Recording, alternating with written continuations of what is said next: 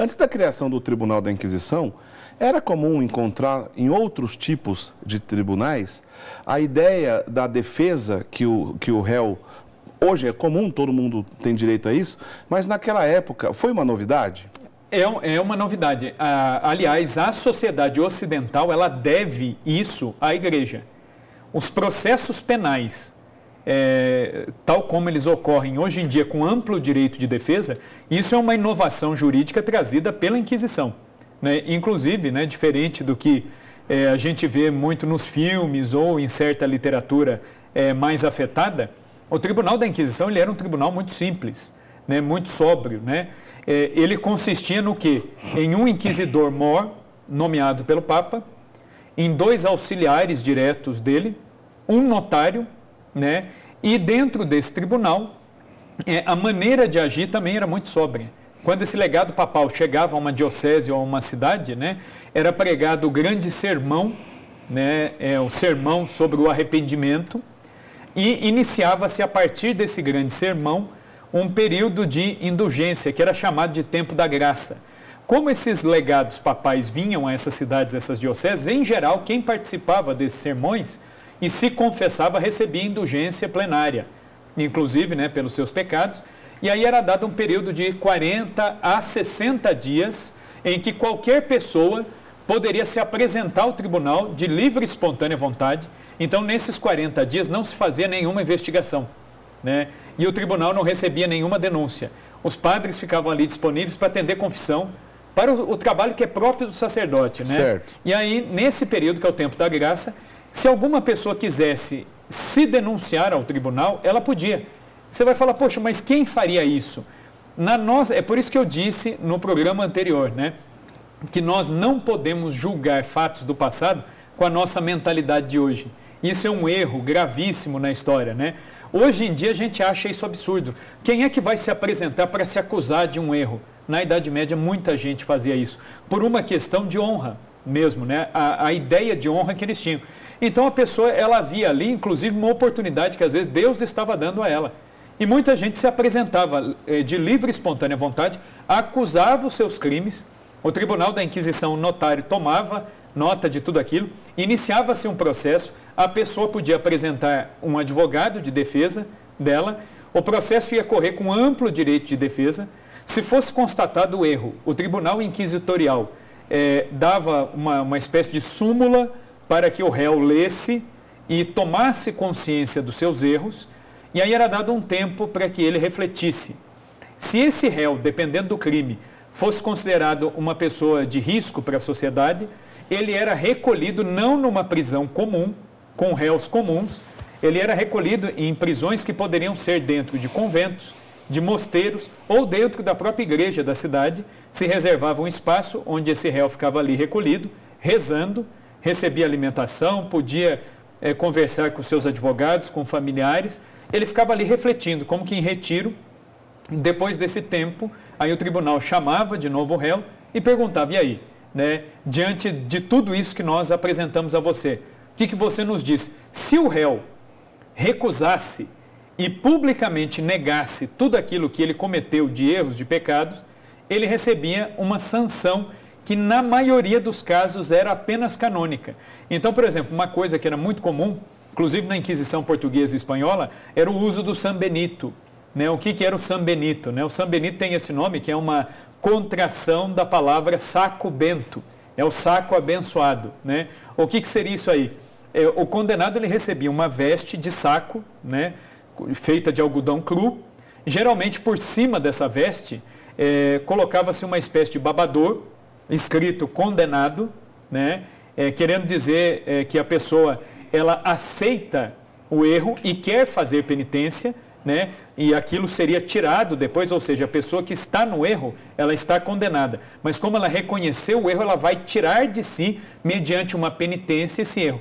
Então recebia esse avental e colocava-se uma espécie de chapéu, né, parecido com uma mitra, com desenhos, às vezes alusivos ao inferno, aos tormentos eternos do inferno, que são reservados àqueles que não se convertem. E a pessoa, em geral, né, o condenado, ele recebia, às vezes, como penitência, andar com essa veste pela cidade toda durante 10 dias, 20 dias, rezando o rosário, andando descalço, colocando cinza sobre a cabeça, recitando salmos, porque se o pecado é público, a reparação tem que ser pública. Então, é uma pedagogia que a igreja utilizava. Feito isso, essas vestes eram tiradas por essa pessoa e aí era celebrado o auto de fé.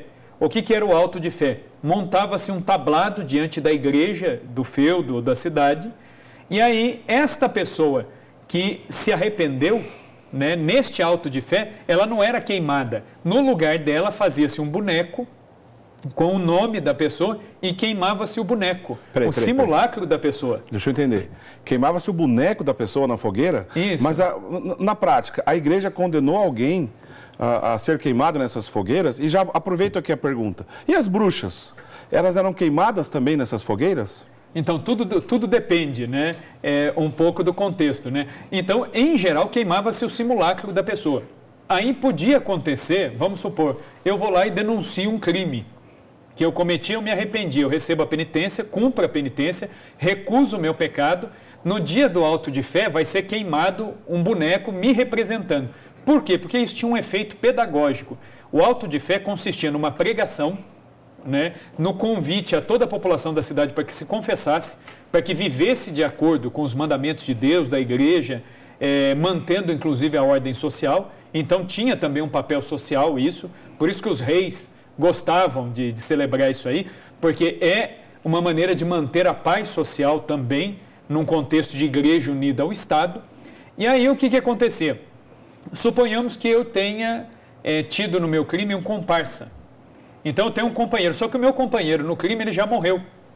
Então, se esse pecado foi denunciado por mim, é verdade, eu reconheço, eu garanto isso, o que se tinha que fazer nesse auto de fé? Tinham que ir até o cemitério, desenterrar essa pessoa, então seria queimado um boneco me representando e os ossos do defunto seriam queimados na fogueira também. Então o defunto passa pelo auto de fé, até como uma maneira de servir como sufrágio, caso ele tenha morrido arrependido, é uma espécie de oração até pela sua alma. E se morreu impenitente, é uma maneira pedagógica de dizer que aqueles que morrem em pecado vão para as chamas eternas. Então, é uma maneira de a igreja dizer, se você não se arrependesse, seria você que seria queimado já nessa vida, né, pelo braço secular, e depois na outra, no inferno. Então, era algo que impressionava muito, mas tinha esse caráter pedagógico. Agora, você perguntou das bruxas, né? Muita gente fala das bruxas que foram queimadas e tal. Aí, uma coisa que a gente precisa deixar bem distinto, assim. Essa caça às bruxas, em países católicos, ela foi muito menor do que em países protestantes, tá? Pessoas que se dedicavam a satanismo, pacto com o demônio, ocultismo, tentativas de conhecimento do futuro, poderiam ser denunciadas por bruxaria. Mas o número de mulheres condenadas por bruxaria em países católicos, ele era muito pequeno. Por quê? Em primeiro lugar, a Inquisição ela foi criada por católicos e para católicos. A Inquisição ela não atinge um judeu, não atinge um muçulmano, não atinge quem não pratica a fé católica. Entendeu? Então, por quê? Porque a maioria das sanções, elas são espirituais. Como que você vai dar uma sanção espiritual para alguém que não faz parte do seu rebanho? Não faz sentido. Embora em livros de história se diga isso, né? Eu estava dando aula esses dias aí para uma turminha de 7º ano.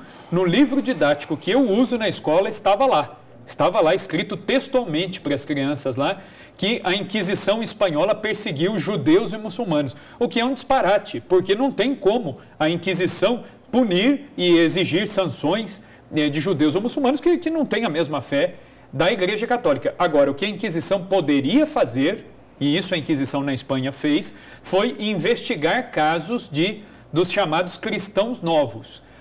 Eram judeus que se convertiam ao catolicismo, às vezes por conveniência, né, por uma conveniência política, social, para conseguir algum benefício, porque, por exemplo, na Espanha, quem era judeu e quem era muçulmano não tinha acesso a cargo público.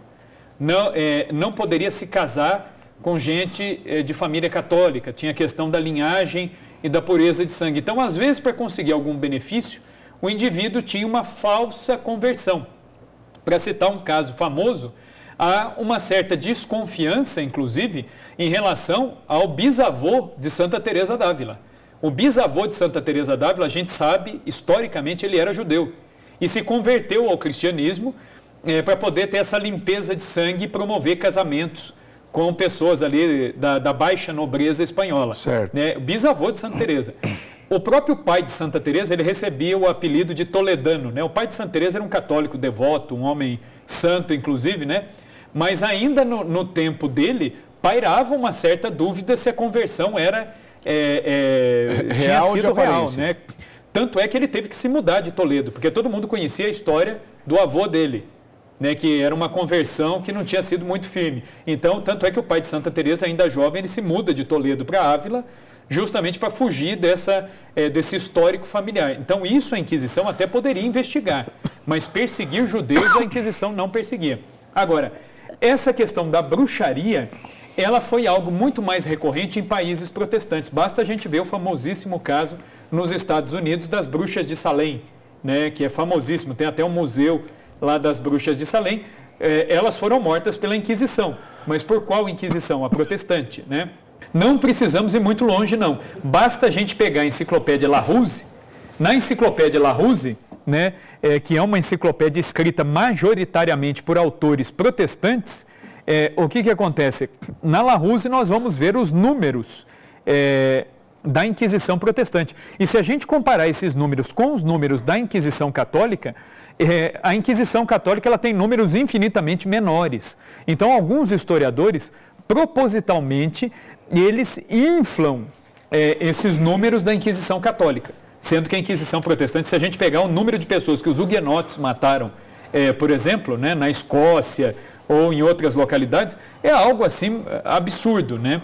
Então, mesmo essa questão da bruxaria, só se podia condenar uma mulher se ela fosse de fato católica e houvesse uma comprovação dessas práticas ocultistas, né? Há alguns casos, mas eles são muito poucos, muito pouco numerosos em vista daquilo que se alardeia por aí, né? Então, duas coisas para a gente encerrar essa questão. A primeira delas, eu entendi que você está dizendo que essa questão tanto das bruxas, pelo fato da Inquisição cuidar de católicos, que é uma coisa um pouco controversa de entender, você está explicando muito bem, e mesmo a questão das fogueiras, apesar de, em muitos casos, queimar o boneco, a representação, etc., na semana passada, eu me lembro, Rafael, que você disse que em cada região ou em cada estado, na maneira de condenar a morte, não era igual, porque tinha a ver com a cultura local também.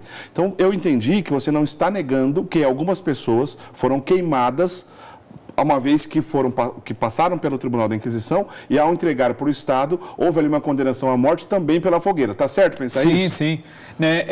Nós não podemos também negar a ação excessiva, às vezes, de alguns filhos da igreja. Okay. Né? Aí que eu acho que entra o X da questão, que muita gente quando fala assim, a igreja católica promoveu, pera lá, a igreja promoveu? Você dizer que a igreja promoveu, você está dizendo que o magistério da igreja definiu isso como algo de fé, que você tem que queimar o herege. Isso nunca foi definido.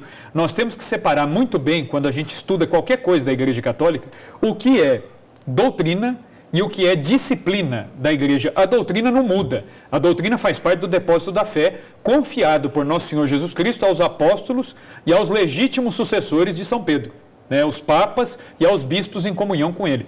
Ponto final. Isso é o depósito da fé. Isso é composto pela Sagrada Escritura, pela tradição da igreja e pelo magistério, né, vivo aí da igreja. Então, quer dizer, isso não se mexe.